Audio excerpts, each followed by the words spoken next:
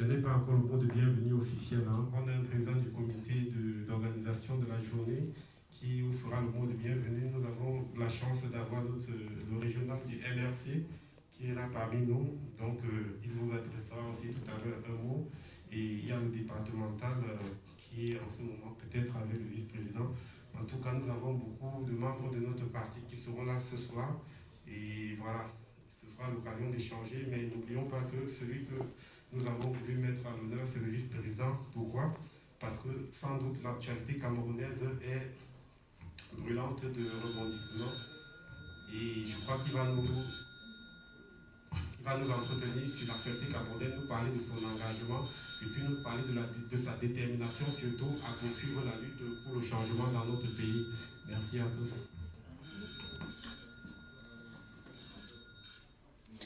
Donc connectez-vous les amis et venez surtout nous retrouver. Voilà, nous sommes... quand on attend le vice-président Mamadou Mota, on se doit d'arriver bien en avance. Ce n'est pas lui qui doit arriver, il nous attend. Donc connectez-vous et partagez surtout. Partagez, voilà. Je vous montre la salle. Il y a des invités qui arrivent, mais je pense même que cette salle va être petite. Au vu du monde, ouais, je pense. Donc connectez-vous. Nous sommes au 177 rue de Charonne, 75011 Paris. Donc pour ceux qui sont à Paris, vous savez, c'est le métro ligne 2, Alessandre Dumas. Voilà, c'est vraiment proche quand vous sortez de Alessandre Dumas. C'est vraiment à 2 minutes à pied, quoi. Donc venez nous retrouver au 177 rue de Charonne. Voilà, et surtout pensez à votre test Covid. C'est obligatoire pour pouvoir entrer dans la salle. Donc pensez à avoir votre test Covid et un masque, bien évidemment. C'est super important. Voilà, donc partagez, vous voyez, les gens viennent au fur et à mesure. Donc venez nous retrouver. Venez nous retrouver. Donc voilà. Pour l'instant, je fais sur la page de l'alternance. Ouais. Si je fais sur la mienne. Ok, y a pas de souci. Ok. Je peux mettre vers toi ou tu sais comment mettre vers... Voilà. Voilà. Donc nous sommes là aujourd'hui pour accueillir le président élu Mamadou Mota. Présente-toi avec le masque, on ne sait même pas qui parle. Ah oui, c'est le président élu Mamadou Mota. Oui, c'est Kwale qui est là. Bonjour à tout le monde. Je suis avec Étienne.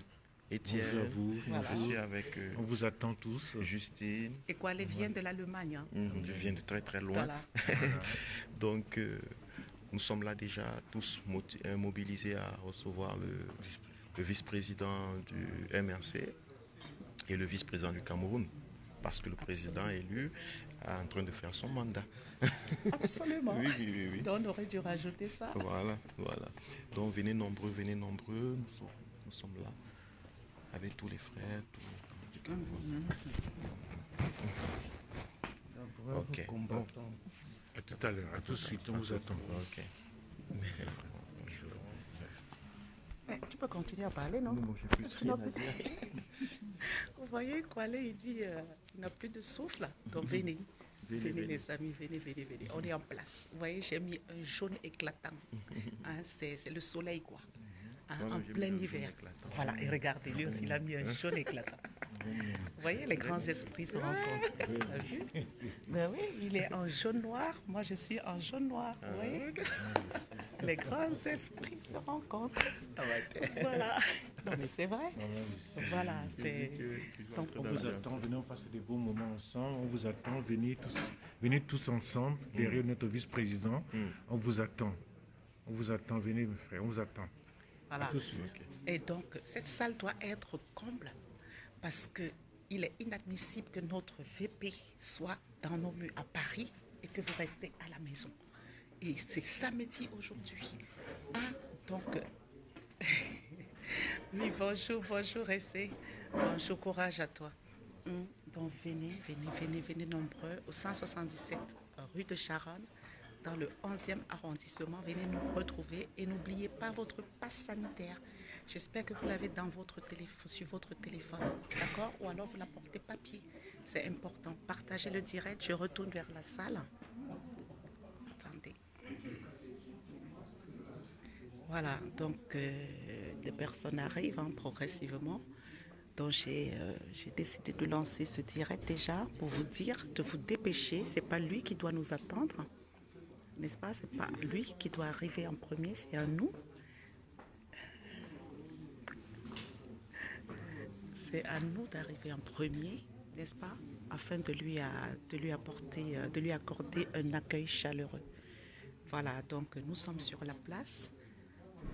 Et disons-nous des choses, notre vice-président, il vient quand même du Cameroun, plus de 6000 km, et il est inadmissible qu'il fasse tout ce parcours et que nous restons chez nous. Ceux qui n'ont pas pu être à Lyon, ceux qui n'ont pas pu être à Genève, c'est l'occasion donc d'arriver ici à Paris pour pouvoir l'accueillir. Voilà.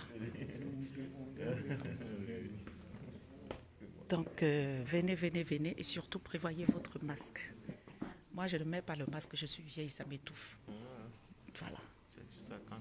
Quand tes poumons ne vont plus marcher, que tu vas comprendre. Mon frère, ça n'a qu'à m'amener une fois. Non, Mais non. Tu n'as pas encore fini ton travail. Tu es pressé. Non, j'ai fait mon vaccin. Oui, Même avec ça. Non, ça va, c'est une garantie, c'est une petite garantie par rapport Et puis j'ai refait un test l'autre jour. J'ai encore des anticorps. Il y a 2 semaines, j'ai encore des anticorps. Donc on m'a dit d'attendre 6 mois. 6 mois, oui, il ne faut pas être pressé. Voilà, donc je ne fais pas encore partie. Vacciné. Ouais, parce que j'ai déjà eu la Covid. Ouais, j'ai eu la Covid en octobre 2020. 1 mois et demi. Okay. Galère. Là, peut-être tu as beaucoup plus de chance. Ah, mon père, Dieu sait les gens qu'il prend avant. Je vais vivre très longtemps. Je dois voir le Cameroun changer. Absolument.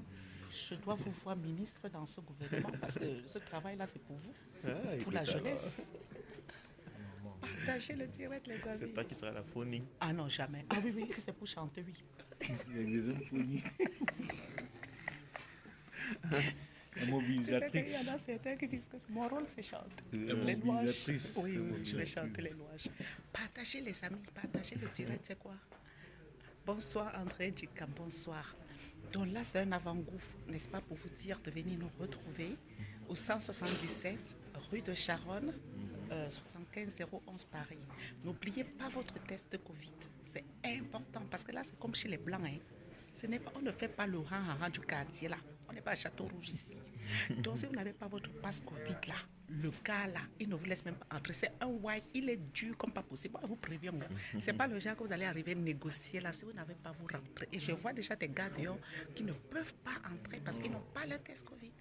Donc, les amis, mettez ça dans la poche. Sinon, vous allez rester dehors et attendre quand nous, on va finir des bonnes choses ici. Et là, vous allez saluer notre lion de Tokombéry. Même si Kwale n'aime pas trop qu'on dise lion de Tokombéry. Je n'aime pas ça le réduit. Quoi. À notre vice-président. Vice-président du Cameroun. C'est une fierté de le voir. Mamadou Mouta. Oui. Vous voyez ce monsieur qui a 1 année en prison là. Le gars, on a tout fait. Il a dit que je cale indien ici. Voilà. Allô. Okay. Chers invités, je reviens vers vous. On ne va pas passer le temps comme si on est dans un cimetière, comme si on le deuil. On va quand même meubler le temps.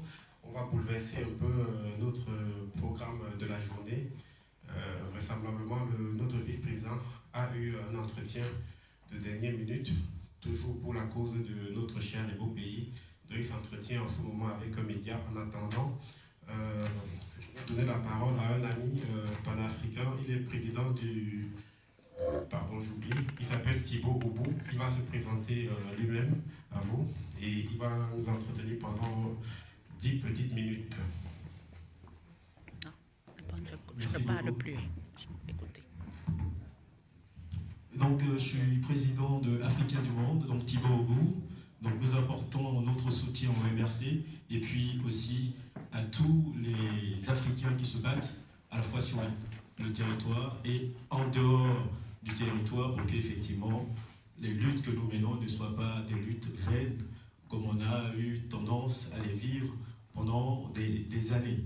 Donc, en attendant que le vice-président arrive, on va un peu échanger à la fois sur nos luttes, mais aussi à la fois sur l'apport des Africains sur les 5 continents, et puis aussi sur l'actualité brûlante. C'est-à-dire que qu'est-ce qui se passe par exemple aux îles Salomon, qu'est-ce qui se passe à la Nouvelle-Calédonie, qu'est-ce qui se passe aussi concrètement au Mali, qu'est-ce qui se passe en Centrafrique, où en est la lutte en fait, où nous sommes. Voilà, donc c'est pour ça que je suis venu ce matin, pour vous apporter à la fois notre soutien en tant qu'Africains du monde, et aussi que nous puissions échanger sur notre actualité qui est brûlante. Voilà, donc j'ai écrit ce livre. Le volume? Ah d'accord, laissez un peu le micro. Ok, c'est bon là? Là c'est bon? Vous m'entendez? Ok, c'est parfait, voilà. Donc j'ai écrit ce livre, c'est l'universalité africaine face à l'ingratitude du monde européen et sémite, tout simplement pour dire que les Africains sur les 5 continents, effectivement, ils ont bâti le monde moderne, y compris en France. Souvent en France, quand on voit un noir, on pense qu'il est forcément étranger, alors que les premiers habitants de la France, en fait, c'est les Noirs, c'est les Africains. Sur toutes les périodes, les Noirs sont restés ici comme habitants, mais pas comme immigrés. Ce qui fait qu'ils sont pratiquement dans toutes les armoiries. Vous allez par exemple à la ville de Paris, vous avez les armoiries des Noirs qui ont dirigé cette ville. Par exemple, comme on est au Cameroun ici, vous avez l'île Saint-Michel. Je ne sais pas s'il y a des gens qui connaissent un peu l'île Saint-Michel. Donc l'île Saint-Michel, vous avez un connétable, en fait, du Gauquelin, je ne sais pas, vous en avez entendu parler. Donc du Gauquelin, c'est à lui qui appartient l'île Saint-Michel. Et l'île du Gauquelin, c'est un Camerounais, mais il n'est pas assez connu. Et celui qui a tracé les frontières de la France, mais il n'est pas assez connu. Oui, et vous avez aussi un grand Camerounais qui a fait encore aujourd'hui, sur la base de ces 3 livres, l'armement russe. Vous le connaissez tous. C'est Hannibal. Hannibal, Camerounais. Hein, il est né à Logone, entre le Tchad et le Cameroun. Donc vraiment, on a des gens qui ont vraiment travaillé pour le monde, mais qui ne sont pas assez connus. Donc on a comme l'impression que, en fait, on travaille que pour les autres. Et comment se fait-il qu'on ne pourra pas réellement travailler pour aussi le continent même, pour que les choses changent réellement, mais pas simplement qu'on soit dans un décor. Il ne faut pas qu'on soit dans un décor. Et quand on met une lutte, il faut aussi qu'on fasse en sorte que, concrètement, sur le champ là-bas, il y a aussi des victoires. Parce que nous sommes un peuple à qui on demande beaucoup de pardonner. Oui, c'est vrai, on pardonne. Mais à un moment, il faut aussi qu'il y ait une sanction. Il faut aussi qu'il y ait un changement. S'il n'y a pas de changement, on ne peut pas avancer. Parce qu'actuellement, qu'est-ce qui se passe au Cameroun? Les gens luttent. On a comme l'impression que cette lutte, on ne la voit pas. On ne la voit pas, pourquoi? Parce qu'à un moment ou à un autre, on rentre dans les compromissions. À un moment ou à un autre, les gens aussi se découragent. Se disent, mais j'ai une vie, je peux faire autrement, je peux enseigner, je peux aller à l'étranger. Qu'est-ce qu'on fait? Donc il faut qu'il y ait vraiment un vrai relais. C'est-à-dire, c'est vrai, il faut un relais à la fois financier pour les maintenir, mais il faut aussi qu'il y ait un relais qui soit d'ordre institutionnel. C'est-à-dire que ceux qui sont à l'étranger doivent aussi faire un effort pour être dans les institutions, de façon concrète. C'est-à-dire que si on veut que le MRC soit fort là-bas, il faut aussi qu'il y ait ici des Camerounais qui occupent des positions de maire, des députés, des chefs d'entreprise. Avec tout ça, forcément, de l'autre côté, ça va bouger. Parce que ce n'est pas simplement un soutien financier. Il y a aussi des gens qui sont là, qui peuvent faire bouger les choses, parce que quand les décisions vont se prendre ici, eh bien vous êtes sur la table. Vous dites ce que vous avez envie de dire, et vous faites aussi les coopérations entre les régions qui sont là-bas et les régions d'ici. Donc ils voient que, visiblement, il faut faire les choses comme tout le monde pour que, effectivement, tous les Camerounais soient pris en compte. Parce que si c'est qu'une lutte qui est menée sur place, dans le cadre d'un groupe, ça va peut-être aboutir, ça mettra beaucoup de temps. Alors que tous ceux qui sont à l'extérieur, qui ont un statut, même s'ils n'ont pas un statut, mais qui ont une activité, peuvent influencer de l'autre côté. Et je pense que si on fait comme ça, nos luttes vont vraiment changer. Et si on n'est que dans un truc ancien, à l'intérieur, que des supports à l'intérieur, ça mettra trop de temps. Parce qu'on a souvent fait ça dans tous les pays africains, et on se rend compte qu'on a comme l'impression qu'on est un peu essoufflé. Alors que si la lutte, elle est partout, tous ceux qui sont partout, quand ils arrivent, ils sont une force. Donc forcément, le pouvoir sur place, elle est obligée d'en tenir compte. Et pour qu'effectivement, on change un peu. Vous voyez un peu ce que je veux dire? Donc on a quelques exemples qui bougent un peu. On a le Mali. En ce moment, le Mali en train de faire un bras de fer qui est vraiment difficile, mais ils y arrivent. En ce moment, ils sont en train de faire en sorte que la France puisse sortir un peu du Mali et qu'ils arrivent à récupérer le territoire qui les échappe. En ce moment, sont 10% du territoire malien occupé par la France pratiquement. Et ils y vont avec l'armée, sans autorisation, on va dire, du pays. Mais n'empêche que, comme ils ont récemment des accords avec l'URSS, ils essaient avec la Russie, donc ils essaient de faire un effort pour que cette armée russe les soutienne pour faire face à l'armée française et éventuellement essayer de réécrire une constitution, s'organiser et occuper réellement leur territoire. Toi, du côté centrafricain, qu'est-ce qui se passe? Les centrafricains, ils sont vraiment dans le même système. C'est-à-dire que, en ce moment, le pays c'est aussi un peu difficile. Touadéra fait ce qu'il peut, mais il reste pratiquement très isolé. Donc, il faut aussi qu'on lui apporte notre soutien, c'est-à-dire déjà un soutien d'expertise, soutien aussi financier, pour qu'il sache que, bon, il y a des gens qui sont là et qu'on peut travailler ensemble. Du côté maintenant des Antilles et des îles Salomon, ça bouge aussi. C'est-à-dire qu'ils sont dans ce qu'on appelle le Commonwealth, et ils essaient un peu de s'y échapper. Donc qu'est-ce qui se passe? Il y a aussi tous les commerces concrets des Chinois et des Indiens et des Libanais en ce moment sont mis en sac. Pourquoi? Parce que les gens de Salomon se disent, mais on est dans un pays où on n'a rien. Comment se fait-il qu'on doit toujours être là et on nous sert? Il faut aussi qu'on occupe nos parties, c'est-à-dire nos commerces, nos pays. Et donc ça commence à bouger aussi de ce côté-là. On a la Barbade qui est sortie du Commonwealth et qui a créé une république de la Barbade. C'est-à-dire que les Africains commencent à bouger et à sortir un peu de leur emprise dans laquelle on les avait vraiment enserrés, ce qui faisait que quand ils travaillaient toujours soit ici pour la métropole, c'est-à-dire l'Angleterre, la France, les États-Unis. Donc on a ce problème-là. Qu'est-ce qui se passe maintenant en Haïti?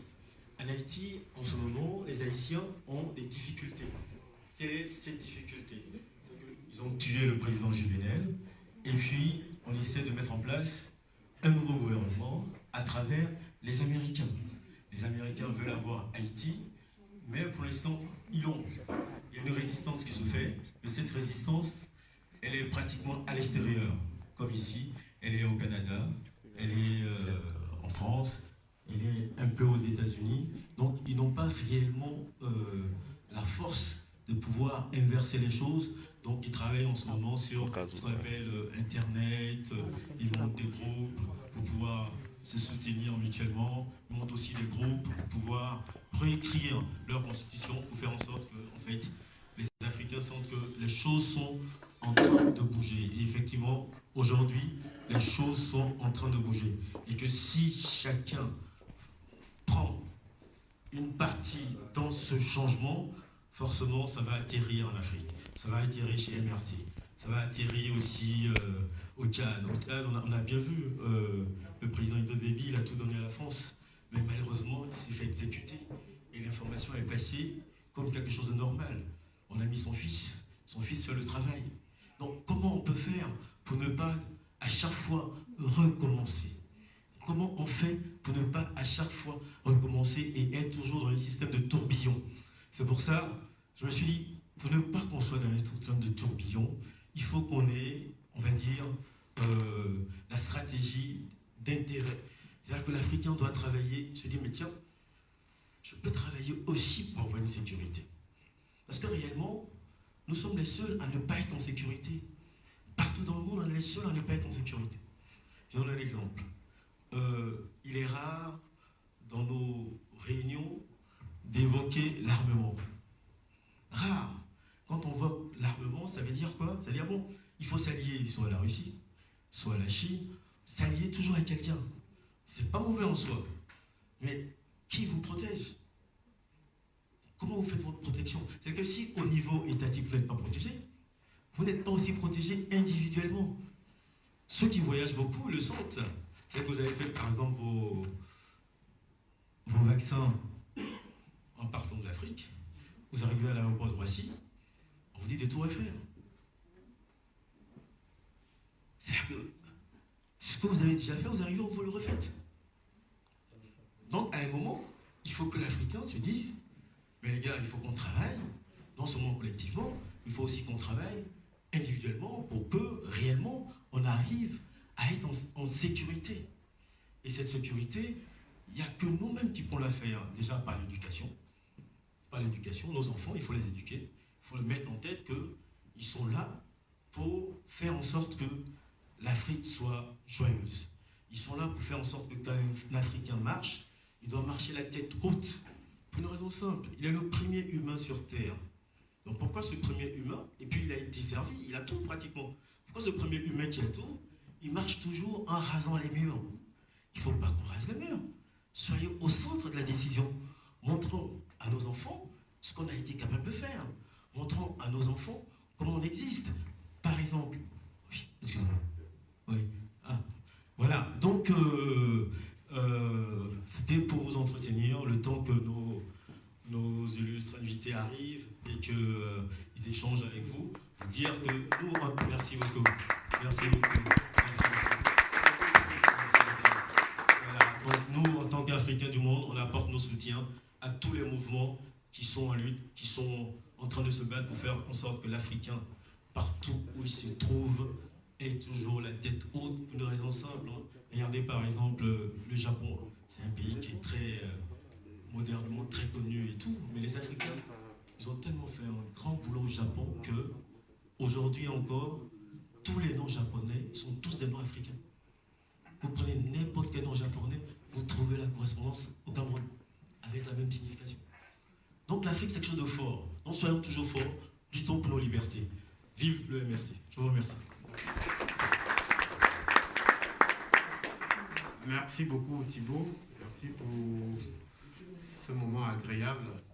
Dans la lancée de Thibault, je vais donner la parole à M.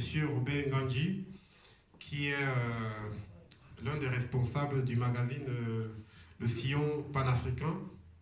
Donc je pense qu'ils font le même travail que notre ami qui vient de passer là. Donc peut-être il sera dans le même sens, en attendant bien entendu que le cours de la journée commence. Parce que nous sommes aujourd'hui, je tiens à le préciser, nous sommes là aujourd'hui pour écouter le vice-président du MRC. Et en attendant qu'il arrive, nous essayons de faire du mieux que nous pouvons en nous excusant déjà d'avance pour le petit contretemps qui n'est malheureusement pas dû à notre très bonne volonté. Nous aurions aimé que les choses se passent autrement, mais nous ne sommes pas maîtres de notre temps. Voilà, Monsieur Robert, s'il vous plaît. On va présenter ça plus tard.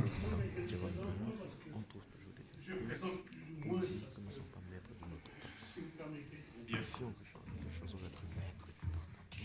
Bonjour et bonsoir.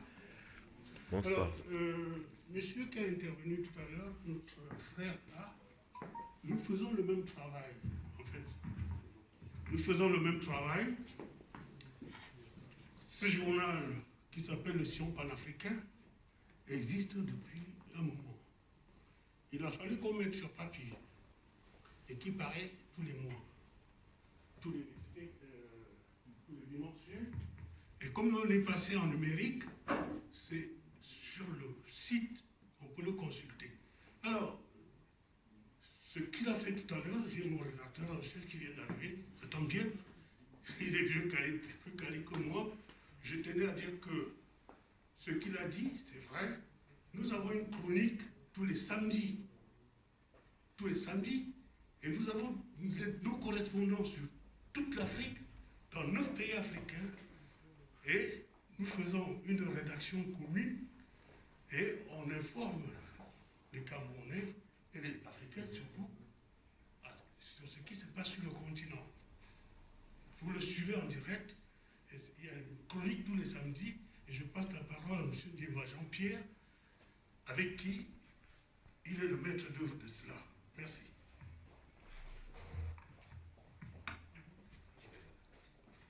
Vous allez permettre que j'enlève mon masque. Je crois qu'il a dit l'essentiel. Et en arrivant, notre frère d'Haïti qui était là, je crois qu'il nous a entretenus sur la problématique qui doit préoccuper tous ceux qui viennent du continent de l'Afrique. Ce sont des redites, en fait. Ce sont des redites parce que moi je milite depuis, je prends mon exemple, excusez-moi que je parle un tout petit peu, je milite depuis 1975, ici, en France. Je suis arrivé en France en 1974, et depuis 1975, je suis militant de l'Union des populations du Cameroun. Cette salle où nous nous trouvons, je disais à quelqu'un à l'extérieur tout à l'heure, que je la fréquente depuis au moins une trentaine d'années. Parce que lui ne connaissait pas, c'est la première fois qu'il vient. Je le trouve dehors, il attend. Je lui dis, bon, on va au même endroit. Il me dit, oui, je vais au Cameroun. Je dis, bon. Et on se met à échanger. Et il me dit que c'est la première fois qu'il vient. Moi, je lui dis, non, mais c'est pas possible. La première fois que vous venez à AGK. Il me dit, oui. Moi, j'ai dit, non, je viens là depuis au moins 30 ans. Au moins 30 ans. J'ai vu passer dans cette salle des gens qui tenaient le même discours que nous, qui sont rentrés, des Congolais, des Camerounais, bien évidemment. Et rien n'a changé. La situation de l'Afrique n'a pas du tout évolué. Elle n'a pas changé qualitativement. Pourquoi? Comme disait notre frère qui m'a précédé, je crois qu'il y a un déficit d'organisation. Il y a un déficit d'organisation. Et qui dit organisation, dit faire le constat, déterminer l'objectif et se donner les moyens de l'atteindre. Nous n'avons pas su le faire. Il faut le reconnaître. Vous voyez, j'ai des cheveux blancs sur ma tête. Je ne suis pas tout jeune. Hein. Je crois qu'à mon âge, je me dois de dire la vérité. Nous n'avons pas su faire. Mais comme il n'est jamais tard de bien faire, essayons de mieux faire. Au Cameroun, le MRC, dans d'autres pays, d'autres organisations,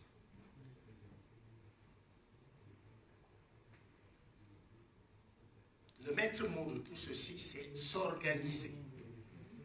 S'organiser, se mettre au niveau des enjeux pour essayer d'avancer, pour essayer de faire bouger les lignes et pour libérer l'Afrique.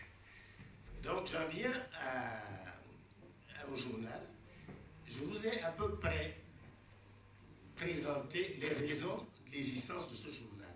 Nous voulons contribuer à notre manière à faire avancer les lignes, à faire bouger les lignes, s'il vous plaît.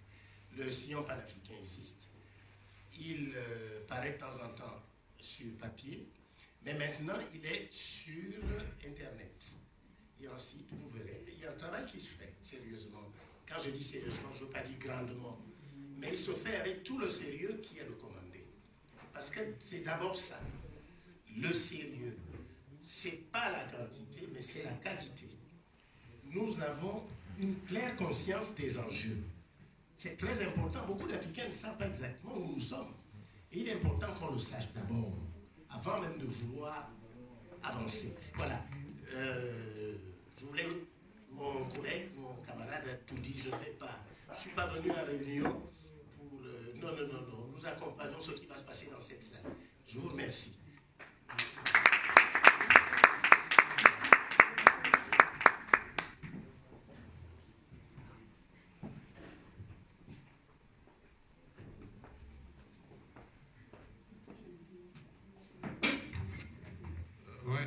Bonjour.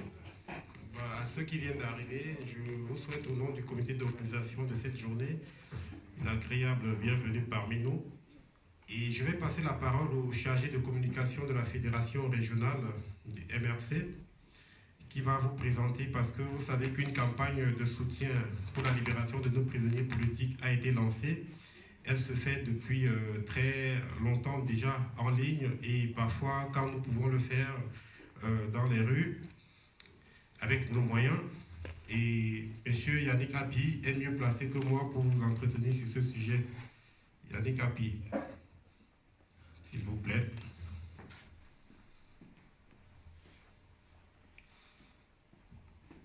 Merci, Narcisse. Bonjour tout le monde. Il m'a un peu surpris, hein, parce que c'est vrai que c'était pas prévu que je prenne la parole comme ça. Donc vous voyez, effectivement, j'arbore aujourd'hui un sweatshirt donc, aux couleurs de la campagne Cameroun Stop Repression, qui est la campagne qui a vu le jour depuis quelques mois maintenant, puisque autour de la question des prisonniers, on parle souvent de la condition alimentaire, le fait de pouvoir leur apporter un repas au quotidien. Mais je pense qu'aussi l'objectif que nous visons, c'est surtout qu'ils soient libérés, que leur détention ne puisse pas se pérenniser. Donc le travail que Cameroun Stop Repression fait, c'est un travail assez important, aussi en lobbying, pour appuyer un peu là où il faut, pour justement pousser et peser dans la libération de ces personnes. Donc vous avez vu un peu ce qui s'est passé ces derniers jours avec des condamnations qui ont été distribuées un peu. Hein, certains ont été libérés sans aucune condamnation, d'autres ont reçu 5 ans, etc., avec des amendes, etc. Donc il y a un travail qui est fait derrière. La campagne a vocation à apporter cela. Donc aujourd'hui, je suis venu avec effectivement certains des t-shirts et des sweatshirts. Donc si vous souhaitez effectivement soutenir cette campagne, n'hésitez pas à vous rapprocher de moi tout à l'heure pour ça. Mais ce que je peux vous dire, c'est que pour tous ceux qui ont au moins un compte Twitter, je ne sais pas si dans la salle certains ont des comptes Twitter, je vous inviterai vraiment à vous connecter sur Twitter et aller taper C pour Cameroun Stop Repression, et pour pouvoir suivre la campagne un peu à partir de Twitter. Donc il y a pas mal de choses qui vont se faire par ce biais. Vraiment, je pense que là où nous sommes aujourd'hui, il y a énormément de choses. Nous sommes sur beaucoup de chantiers. C'est vrai que c'est une campagne qui n'a pas toujours beaucoup parlé d'elle, parce qu'on n'avait pas aussi, j'allais dire, l'accompagnement de la communauté derrière. Donc on essaie de s'y remettre. Donc je vous encourage vivement à nous apporter ce soutien-là. Et on espère que d'ici peu de temps, que la plupart d'entre eux, sinon la totalité, seront libérés et pourront rejoindre leur famille qui leur manque depuis 15 mois maintenant. Voilà. Merci beaucoup.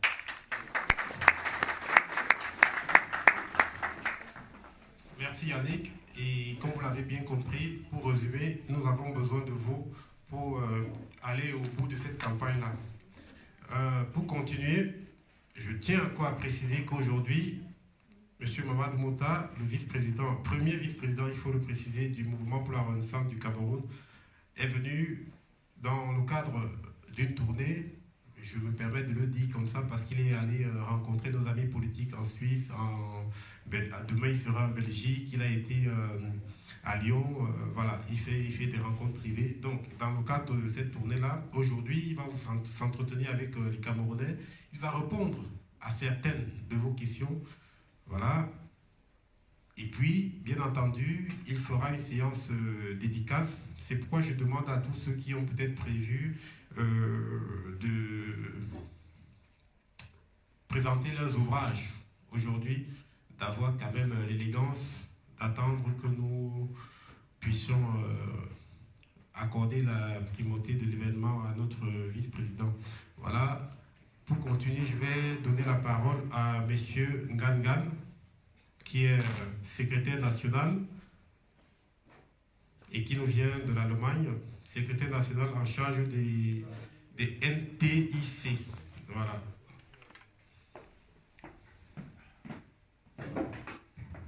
Bonsoir tout le monde.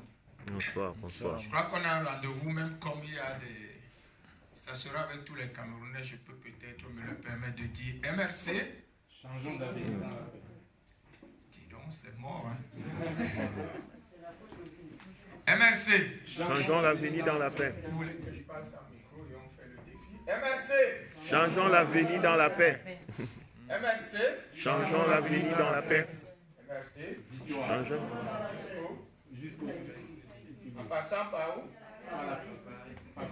C'est vrai, ça devient un peu, parfois ça a l'air que c'est monotone. Et les gens ne le répètent pas souvent. Pourquoi je me mets ici, tout simplement, maintenant, c'est improvisé, honnêtement. J'ai suivi ceux qui ont parlé avant moi, avant notre Sénacom Europe, notre secrétaire chargé de la communication Europe. J'ai suivi les grands frères qui ont parlé avant et j'ai suivi leur discours. Vous allez m'excuser de dire. En fait, ils nous ont dit, comme il a dit, beaucoup de gens ont eu à faire des choses ou dire des choses quand lui venait déjà à plus de 30 ans ou 40 ans ou 50 ans et rien n'a changé. Et je voudrais dire que dans son discours aussi, ce que j'ai entendu, je l'ai aussi déjà eu à l'entendre. C'est vrai, je n'ai pas encore cheveux blancs, mais je crois que je suis aussi là à 7 ans déjà et j'ai aussi eu à l'entendre et à nous dire qu'est-ce qu'il nous faut, c'est l'organisation. J'ai un problème à la fin, moi, avec ça, parce que je l'ai entendu trop longtemps. Je crois que ce qu'il nous faut, selon moi, hein, mon grand, on est juste là pour apprendre aussi des uns et autres, je crois que ce qu'il nous faut, c'est la détermination dans notre engagement. Parce que nous tous, nous savons en fait ce qu'il faut faire. Nous savons ce qu'il faut faire. Vous savez, quand on parle d'organisation, je vais vous faire peut-être une anecdote. Quand je me mariais, j'avais décidé de le faire au village. Et à la cour du village.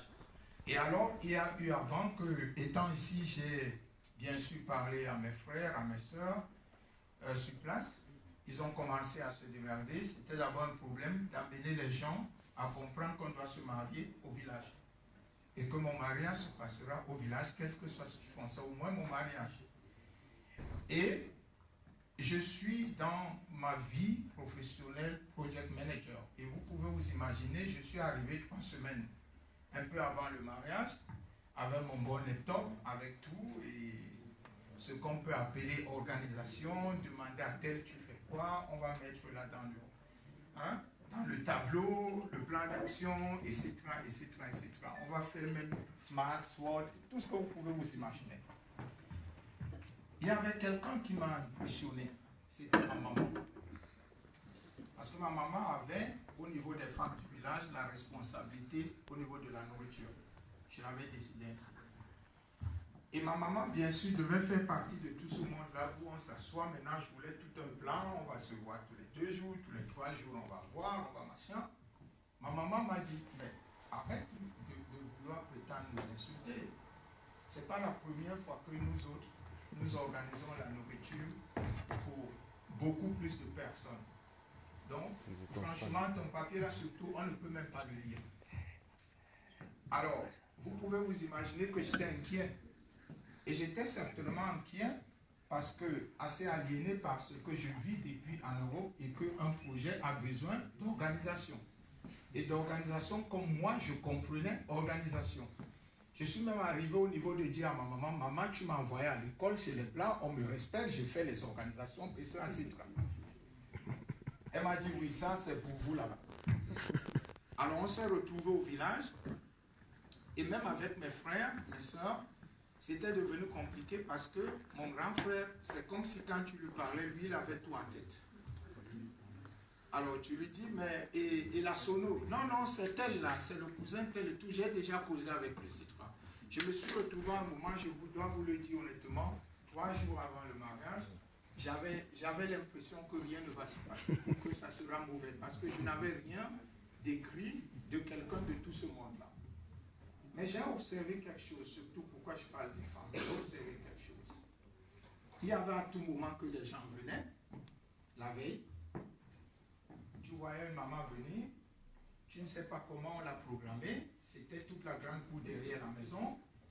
Après, tu vois une autre qui lui dit que commence à faire un peu les oignons, là on t'attend même depuis, tu l'aides.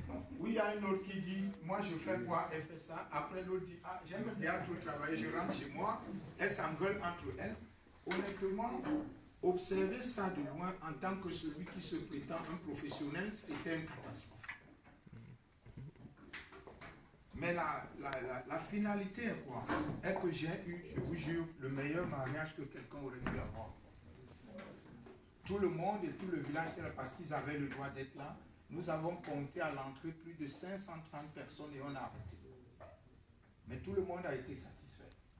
Jusqu'à il y a même eu la liquidation le lendemain.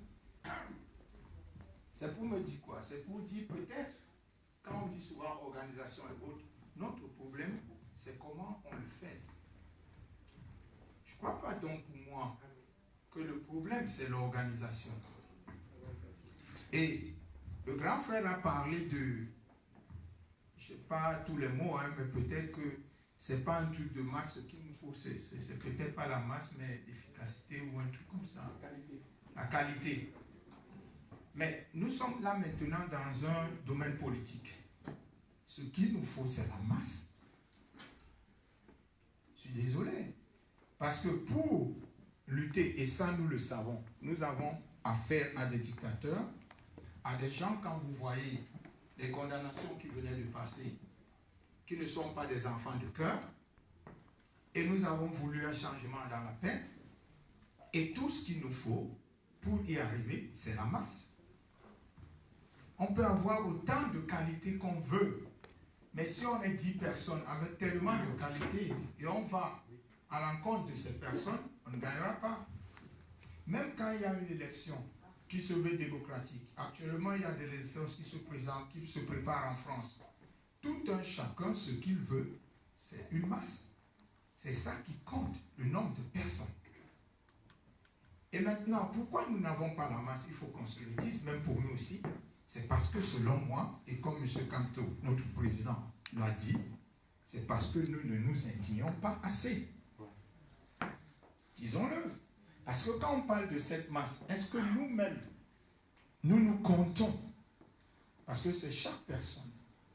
Mais est-ce que je peux me compter? Et quand je dis me compter à 100%, me compter à 120%, me compter à 150%. Parce que ce n'est pas me compter à moitié, à demi. Monsieur Api a présenté tout à l'heure Cameroon Stop Oppression. Et il parle de nos camarades, nos frères, nos sœurs qui sont embastillés injustement et qui connaissent de la terreur. Nous le savons. Mais combien de nous ont gardé même le nom Cameroon Stop Oppression? Combien de nous, après être sortis d'ici, vont aller chercher ce que Cameroon Stop Oppression veut dire, ce que M. Happy nous a présenté? Combien de nous s'indignent vraiment sur ce qui se passe? C'est de ça qu'il s'agit. Je crois au contraire que tout ce qui s'est passé avec les Africains depuis, c'est qu'il n'y a pas eu assez d'indignation pour le prochain. C'est vrai, hein, mon grand, tous, votre contribution, elle est la bienvenue. Ça, honnêtement, il ne faut pas qu'on se trompe. Et moi, je vais essayer de m'informer plus tard. Parce que dans cette indignation aussi, il faut qu'on s'informe. Il faut surtout qu'on s'informe, qu'on prenne tout genre d'infos, qu'on soit vraiment curieux. Mais en même temps, après la curiosité, il faut l'action. Et l'action veut dire, il faudrait que certaines choses qui se passent avec un frère, une sœur, on dit tout simplement, non, on n'est pas prêt à l'accepter. Et quand on n'est pas prêt à l'accepter, ça demande que beaucoup de vous, vous avez laissé vos familles aujourd'hui pour être ici. Beaucoup d'autres disent aussi s'indigner, mais ils ne sont pas ici. Nous avons souvent des priorités qui diffèrent. Mais pourtant, nous savons tous que malgré toutes ces priorités qui veulent être différentes, il y a une priorité qui est que quand on dit à un jeune homme qui s'est levé, qui a juste risqué de prétendre dire non à un dictateur, il est condamné à 7 ans, à 5 ans.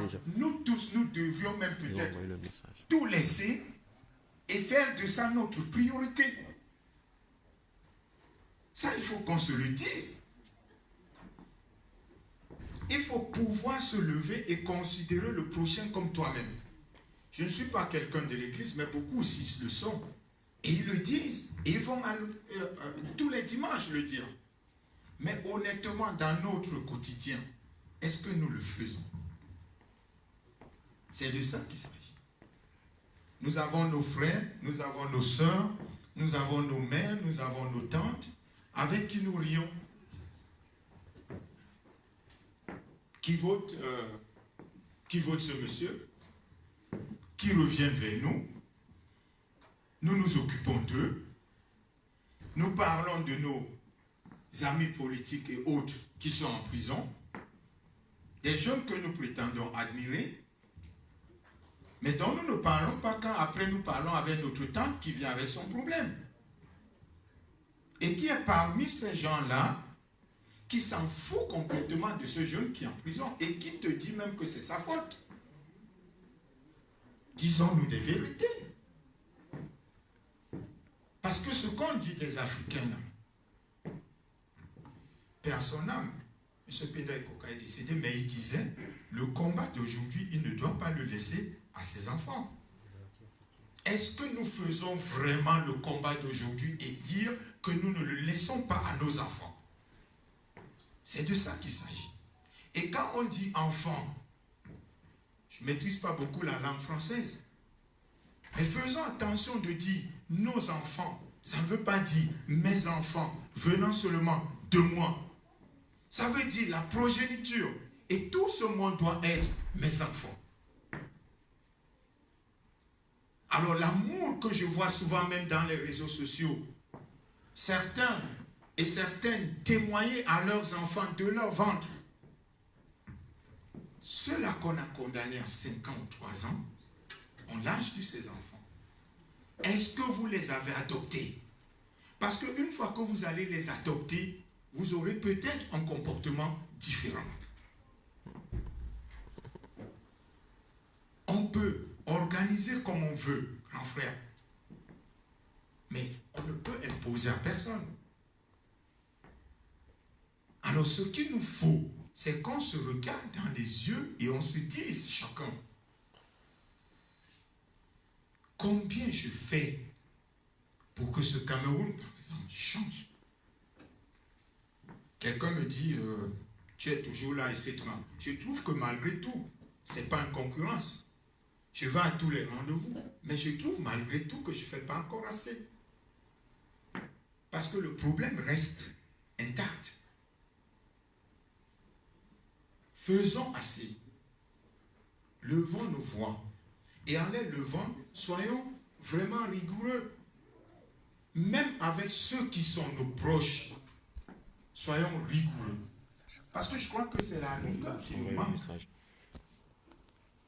D'interpeller tout ce monde, de nous interpeller nous-mêmes dans nos comportements et d'interpeller tout ce monde qu'on considère comme les nôtres, de leur parler incessamment, mais de faire le nécessaire.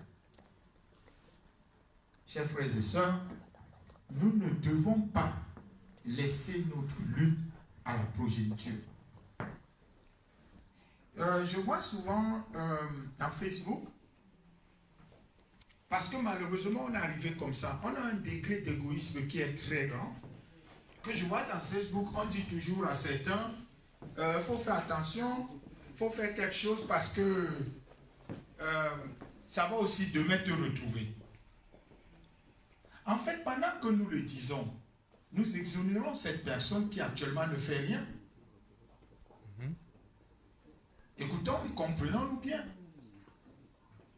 Quand nous passons le temps à dire aux gens, fais quelque chose parce que toi aussi, ça va demain peut-être être devant ta porte. Alors, nous lui donnons de considérer que s'il pense que ça ne pourrait pas être demain devant sa porte, il a le droit de ne pas s'impliquer. Parce que nous-mêmes, nous sommes déjà dans cette logique de dire, c'est sa porte, c'est ma porte, c'est la porte de l'autre. Et c'est ça le vrai problème. Hein?